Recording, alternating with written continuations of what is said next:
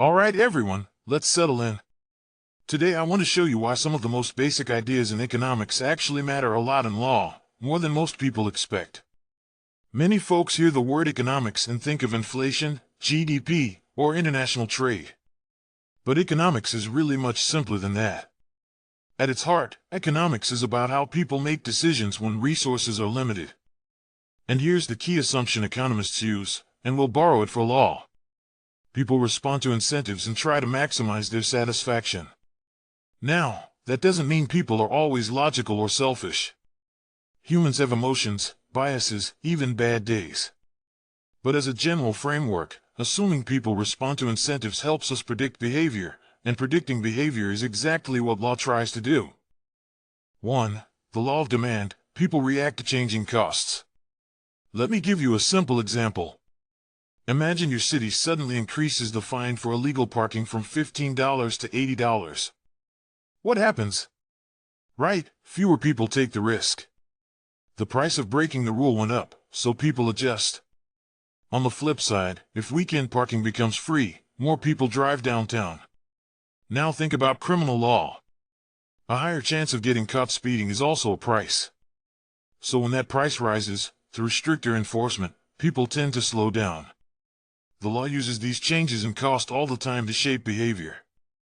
2. Opportunity cost, what we give up when we choose. Next, opportunity cost. This is the idea that the real cost of doing something is whatever else you could have done instead. Let me show you how this plays out legally. When a prosecutor chooses a big, high-profile case, they might have to drop two smaller ones. Those smaller cases are the opportunity cost. If a city uses a prime downtown lot to build a public park, the opportunity cost is the housing or office space that will never be built. Lawyers, judges, and policymakers constantly make choices like this, and opportunity cost tells us what those choices really cost society. 3. Equilibrium, when behavior stabilizes. Now, equilibrium. In economics, this simply means a stable point where no one has an incentive to change what they're doing.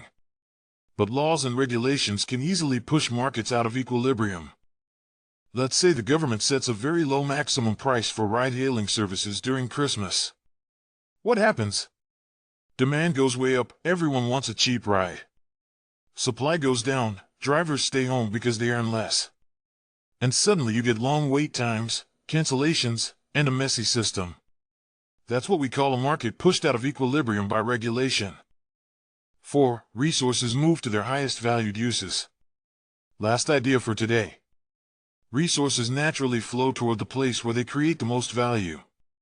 If a talented engineer leaves a government office and joins a tech startup for double the pay, that's her shifting her skills to a higher valued use, according to the market.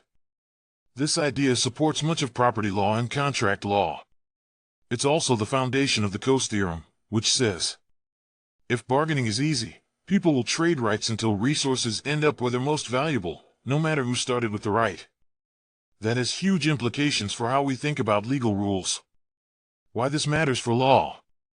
When you put these ideas together, incentives, demand, opportunity cost, equilibrium, resource allocation, you get a powerful toolkit. Economic thinking helps us 1. Predict how people will respond to laws. 2. Design rules that reduce waste. 3. Avoid unintended consequences. 4. Understand behavior in contracts, torts, crime, property, and family law. Law shapes behavior. Economics explains behavior. And when you combine the two, you get a clearer, more realistic understanding of how society works.